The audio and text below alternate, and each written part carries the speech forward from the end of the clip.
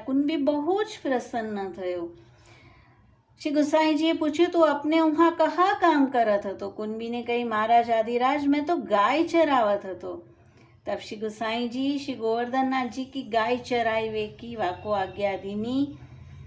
जो तू प्रसन्न होय कि श्री गोवर्धन नाथ जी की गाय ચરાઈઓ, ઠાકોરજીની કૃપા કઈ રીતે પ્રાપ્ત થશે તે અહીંયા શ્રી ગુસાઈજી તેને બતાવી રહ્યા છે। અને સાથેના ગ્વાલને કહ્યું કે યાકો तुम नित्य गायन में ले जाओ, महाप्रसादी रसोई में ते प्रसाद लेवे क्यों कहो। અને પછી તે નીકી ભાંતિથી શ્રી ગોવર્ધનનાથજીની ગાય ચરાવતા, સેવા મન લગાવીને કરતા, પોતાની ચાદરથી ગાયોને પહોંચે, કછું જીવજંતુ લગવા ન દે, ઠોરને સ્વચ્છ રાખે।